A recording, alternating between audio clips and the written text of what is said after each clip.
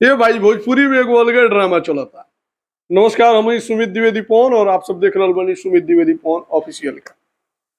आप सबके बता दी कि एगो भोजपुरी इंडस्ट्री में एगो बेस्ट कॉमेडियन जरा कहल जा सकता, नाम हुए बीआईबी विजेंद्र सिंह। बहुत अच्छा मित्र हमार, बहुत अच्छा बड़ भाई और बहुत सुंदर मने गार्जियन।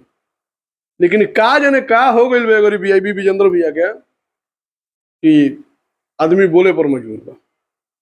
आप सबके बता दें कि बिहार के पहला कॉमेडियन जो कि यूट्यूब पर आयल और यूट्यूब पर आके अपन एगो स्थान बनावल और आज भी कॉमेडी के माध्यम से लोग के मने खुश रखेला।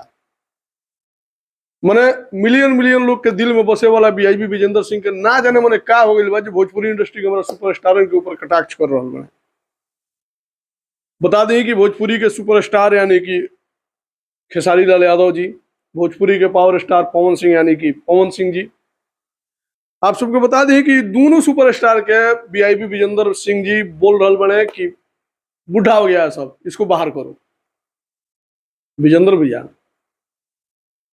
और कोई वो इंटरव्यू में बोली ला कि पवन सिंह हमारे छोट भाई हो, खेसरिया हमारे छोट भाई हो, हम और छोटे भाई हैं, ठीक ना। हालांकि बहुत सम्मान दी है। वीडियो देखला के बाद नाराजगी हुई, लेकिन नाराज हम बनी। नाराज ये लिए बनी कि जे रौरा से छोट बा पवन और खेसारी, वो बूढ़ा हो गई, रउआ कैसे जवान बनी सरकार? कोनो न्याय बा? ये सब अच्छा बात नहीं है। छोट भाई हुआ सन और जब बोले देखिए बड़ भाई बाप बराबर होला, ठीक ना। जब बोले बाप महतारी और बड़ भाई जियत रहेला नु, तब तक 60 साल के भी आदमी जो होला नु अपने आप के किशोर बालक समझेला। प्लीज एकरा के नहीं कहल जाओ तो अच्छा बात बटे। आज तक केहू कहेला सलमान खान के बूढ़ा हो गया है, आज तक केहू कहेला शाहरुख खान को बूढ़ा हो गया है, आज तक केहू कहेला अक्षय कुमार के बूढ़ा हो गया है। मने जितना ड्रामा बा हमारा भोजपुरी में बा, जितना मने ड्रामा बा हमारा भोजपुरी में बा कि पवन सिंह बूढ़ा हो गया है, खेसारी लाल बूढ़ा हो गया है। बिल्कुल बूढ़ा नहीं हुआ है। जब तक इन लोगों के अंदर एनर्जी है, जब तक इन लोगों का होठ हिलता रहेगा, जब तक इन लोगों का आवाज चलता रहेगा, जब तक इन लोगों का कमर हिलता रहेगा, ठीक है, जब तक इन लोगों की अभिनय में जान रहेगी, तब तक ये दोनों भाई कभी बूढ़े नहीं हो सकते हैं। और अगर बूढ़े हो सकते हैं तो वो लोग बूढ़े हो सकते हैं जिनके नजरिया में लोग बूढ़े नजर आते हैं। क्योंकि अभी भी आज भी पवन सिंह के अंदर वो एनर्जी है जो 12 साल का बच्चा के अंदर एनर्जी नहीं होगा, उतना एनर्जी पवन सिंह के अंदर है काम करने के लिए।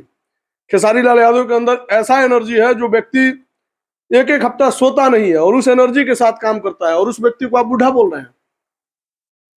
ये किसी भी एंगल से बेहतर नहीं है। प्लीज भैया रिक्वेस्ट करेंगे, आप बड़े भाई हैं, आपको ज्यादा कुछ नहीं बोलेंगे, आप ज्यादा समझदार भी हैं। और अगर मजाक में बोले हैं तो कोई बातें नहीं है, लेकिन सीरियसली बोले हैं तो भैया ठीक बात नहीं है। मिला था नहीं फिर अगला वीडियो में। उम्मीद करता नहीं कि बीआईबी विजेंद्र भैया ये वीडियो को जरूर रिप्लाई करब और विजेंद्र भैया जरूर आगे से बोलब। हम जानत नहीं कि विजेंद्र भैया यह बात बोलब कि बा यारी मजाक करत नहीं है, कहीं कॉमेडियन कॉमेडी कर दिले सीरियस लड़ाई गरज नहीं। मिलत नहीं फिर।